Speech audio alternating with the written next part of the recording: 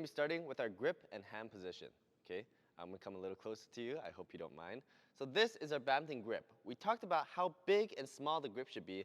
Now let's talk about how our hand is supposed to properly go on this badminton racket. So we talked about handshakes, and it's exactly the same. So place your racket vertically like this, and from there we're gonna go straight in just like a handshake and just slowly wrap it all the way around. Now how this should feel is, first, you should have this V on the vertical of the racket. Second is, you should be able to let go of your index finger, it should still work, and your second finger, and then your third finger, one finger at a time. So how you want to imagine this is, the basis is you're holding it with your V here, and then you're wrapping it with your end fingers one at a time. Now why this is going to be important later on, because badminton power is going to be generated like this, moving forward with your fingers. So your fingers are wrapping around it one at a time, kind of like a come here, okay? So you do come here, and that's your badminton grip. Now let me teach you all the footwork and basic movements on the court. Now this is going to be the foundations of footwork. There's a lot of varieties of footwork which we'll cover later on. But right now it'll be the 6 directions of footwork, starting from our ready position, which is going to be shoulder width apart with our dominant foot, my right foot slightly forward, okay? So this is our ready position. Now, no matter which angle, which move in on the court, it's all going to be the same technique, okay? So let's say I want to move to my forehand side, so I need to turn perpendicular to that direction, meaning, boom, my chest needs to face this way, and I'm going to be moving that way, okay? So from here, we're just going to do one shuffle and a lunge. So one shuffle, and then from here, a lunge. So if we put that all together, it'll be turn, shuffle, lunge. All right, one more time. It's going to be facing forward. First, I'm going to turn that direction, perpendicular. Turn. Of course, my face and racket is facing that way. Shuffle, lunge. Now, this is going to apply to every side. Same on our backhand side. So if we're going that way, we turn first. Turn, okay, perpendicular, shuffle, lunge, okay? Then put that all together. Turn, shuffle, lunge, okay? Same thing for the back side as well of the court.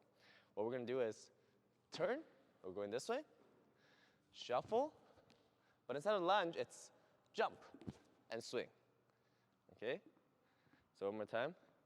Turn, shuffle, jump, swing. Backhand side, we're going to turn, perpendicular, shuffle, jump, okay? And on our jump for the backcourt, we're doing a scissor kick. So meaning we're jumping off our right foot, landing on our left, and stepping forward, switching, a scissor. Now for our defense footwork, we're going to keep it simple with just one step and one step with your dominant foot. Now let's talk about forehand and backhand strokes, and first we're going to talk about the grip. So I taught you before, this is the neutral grip, our handshake grip, okay? Now first let's talk about the backhand because it's a little bit different. So for the backhand, our racket is going to turn to the right a little bit. Why? Because for our backhand, we want to use most of our power on our thumb. So it's going to turn to the right, and our thumb is going to be on this flatter surface of the racket handle. And what that's going to do for us is we can push using our thumb so our racket face stays forward, and that's going to be our backhand, okay?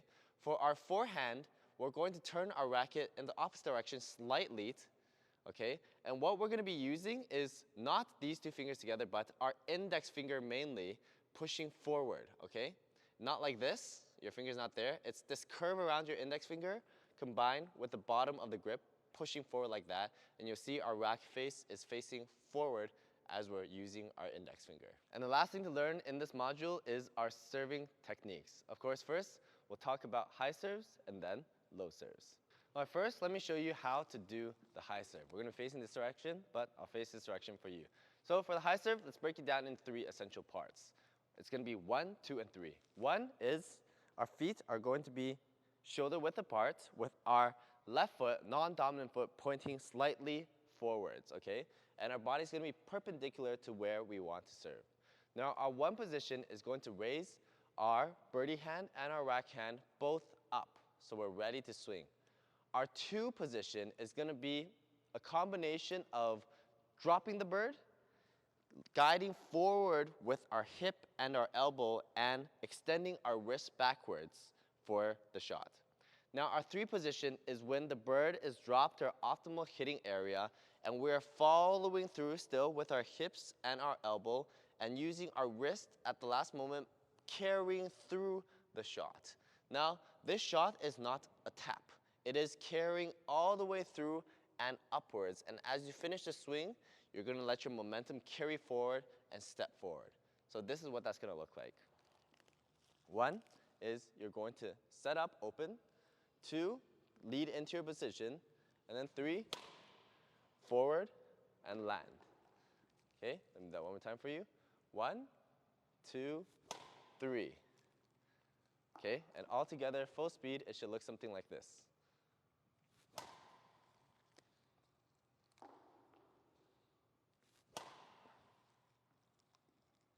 Okay? If you're just practicing serving, you don't need to step forward. But in the game, after you serve, you're stepping forward so that you can come back into your ready position. Next, let's talk about short serves. Short serves is what you're going to be using in double. Now, I would not recommend for any of you playing singles to short serve. I know you see professionals do it, but you should only do that if your opponent can one-shot jump smash you. Otherwise, high serves are always better because it moves your opponent all the way to the back, and the shot comes down like this, make your opponent hit the feather all the time, which is going to give them a bad shot. You just have to make sure you serve high enough. But for double short serve, what we're going to do is we're going to hold our birdie just on the feather right there, okay? Pinky up. I like it because we're fancy. Now what we want to do is, in terms of shuttle direction, is we want our shuttle head to face the direction we're hitting, okay? Because we're hitting at a slightly upwards angle, we want it to face that way. If we point down, the shot's going to wobble. If we point like this, the shot's going to wobble, okay? So point it in the direction that you're serving. Now from here, we're just going to align our racket face to be in that same direction. Now, it's going to be quite simple. This is a backhand stroke, so remember our thumb is on the flat part of the racket.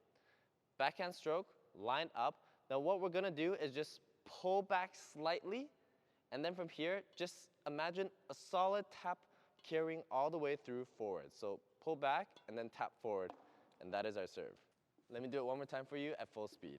Okay, so everything put together, in position, pull back and tap forward, and that is a double serve.